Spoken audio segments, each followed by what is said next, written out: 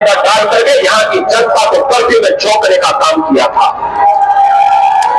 और आज आपसे ये कहने के लिए आया हूं, ये चुनाव हमारा व्यक्तिगत रूप से किसी व्यक्ति के साथ मतभेद हो सकता है, लेकिन विचारधारा राष्ट्र धर्म हमारे सर्वोपरि है और इसके साथ कोई समझौता नहीं हो सकता है।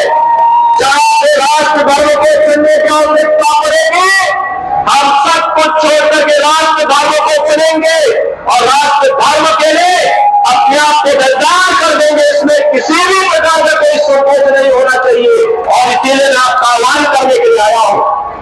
हमें वह सरकार चाहिए जो कांवड़ यात्रा चला सके। सरकार नहीं चाहिए, कर्फ्यू लगाने वाले लोग नहीं चाहिए। हम लोग इस बात को ध्यान रखें, जो लोग कर्फ्यू के पक्ष में रहे हैं, दंगा पॉलिसी जिनकी इस पूरे क्षेत्र में यहाँ के निर्दोष नागरिकों पर छोटे मुकदमे दर्ज करके यहाँ के नौजवानों के जीवन को जिन लोगों ने निगलने का काम किया था, उन लोगों को कभी माफ करने की आवश्यकता नहीं। जो लोग आए होंगे बहुत प्रकार की बातें कहने के लिए आए होंगे। बहनों भाइयों, मैं आपसे एक बात और कहना चाहता हूं। आपने महाराणा प्रताप का जीवन देखा होगा। जब महाराणा प्रताप की बात होती है तो भारत के स्वाभिमान की बात होती है, भारत के सम्मान की बात होती है।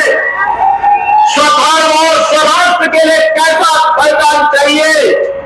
सत्ता नहीं, खाद की रोटी खाएंगे लेकिन विदेशी हुकूमत के सामने कभी सिर नहीं झुकाएंगे। जिन लोगों ने कर्फ्यू करके इस क्षेत्र में बाल बेटियों की इज्जत को नीलाम करने का काम किया था, जो लोग यहाँ की बेटी और व्यापारी के जीवन के लिए खतरा बन चुके थे, उन लोगों को फिर से तड़पने का अवसर मत दीजिए। वे लोग आएंगे, तुम दबा करके आएंगे, आपने गिरेबान को पकड़ करके इस पूरे क्षेत्र में फिर अवस्था और अराजकता फैलाने का कार्य करेंगे। इसलिए मैं आज आपका आह्वान करने के लिए आया हूं। विकास में कोई कोताही नहीं बरती गई, किसी भी प्रकार की कोई कोताही केंद्र और राज्य शासन ने नहीं बरतने दी। सुरक्षा के साथ कोई खिलवाड़ नहीं होने दिया। बेटी और व्यापारी को सुरक्षा का माहौल दिया।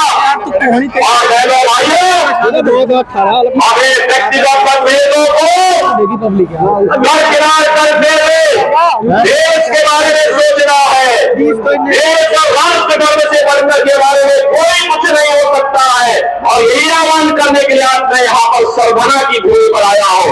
ये वीरों की भूमि है और स्वास्थ्य व्यवस्था नहीं होती है। वीरता को अवसर आने पर राष्ट्र धर्म के लिए सर्वोच्च न्यौछावर करने के लिए अपने आप को तैयार करती है। और उसी वीरता का आह्वान करने के लिए मैं आपके पास आया हूं, आपसे कहने के लिए, यह देश, पूरे देश के अंदर एक आवाज है। उत्तर हो, दक्षिण हो, पूर्व हो, पश्चिम हो, एक ही आवाज है पूरे देश के अंदर। मुझे 3 दिन पहले महाराष्ट्र जाने का अवसर प्राप्त हुआ था। उससे 1 दिन पहले मैं राजस्थान गया था। अभी जम्मू कश्मीर से आ रहा हूं और केवल यहाँ की सभा के लिए आया हूं। मेरे और भी कार्यक्रम थे, मैंने कहा नहीं मैं जाऊंगा, सरबरा में मैं इस बार जरूर जाऊंगा, जरूर जाऊंगा। इसीलिए आ रहा हूं आपसे कहने के लिए, जो लोग गुमराह कर रहे हैं उनके गुमराह में आने की आवश्यकता नहीं। ये लोग कभी नहीं आएंगे। फिर जाति के सौदागर उपयोग करेंगे, बाद में सौदेबाजी करके गायब हो जाएंगे। हमें किसी भी ऐसे व्यक्ति के बहकावे में नहीं आना है जिससे हमारा राष्ट्र धर्म खतरे में आए।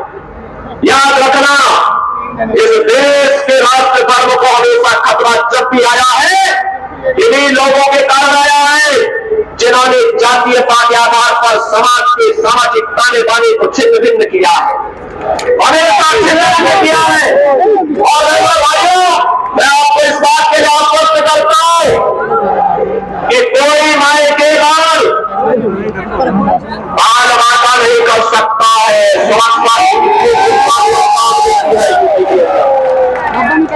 आज आप देखते हो कि बड़े बड़े दुर्दांत माफिया अपराधी किस कदर उनकी दुर्गति हो रही है। आप देख रहे होंगे जिनके नाम से ही लोग जैसा माहौल होता था, आज उनकी दुर्गति क्या है हर व्यक्ति देख रहा है। इन माफिया अपराधियों की स्थिति क्या है आप रोज सोशल मीडिया के प्लेटफॉर्म को उठा करके देखते होंगे। एक किसान से माफिया ऐसा भी था। बहनों और भाइयों, जब आज समाजवादी पार्टी की सरकार के समय चलता था तो मुख्यमंत्री हो या मुख्य न्यायाधीश इन सब के काफिले रुक जाते थे और माफिया का काफिला निकलता था। और जब हमने कार्रवाई की और उसको रगड़ करके कोर्ट के सामने प्रस्तुत किया तो उसकी पैंट गीली हो गई थी। उसकी पैंट गीली हो गई थी और तब हमने कहा था कानून को रोकने वाले, आज कानून कितना बड़ा होता है एहसास हो रहा है कि नहीं हो रहा है। और जब उस लोगों को मारोगे तो मिट्टी भी नहीं मिल पाएगी।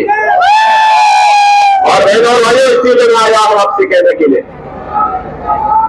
देखो जिनकी गर्मी हम शांत कर चुके हैं उनको गर्म मत होने दीजिए। अब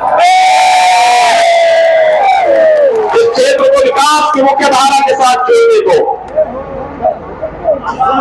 उनकी सबकी गर्मी शांत हो गई है, वे गए काम से कंधे पर रख लो, कंधे पे। और इसीलिए मैं आप सबसे अपील करने के लिए आया हूं कि बड़े देश की एक आवाज है, पूरा देश एक ही स्वर में बोल रहा है और वह बोल रहा है कि फिर एक बार मोदी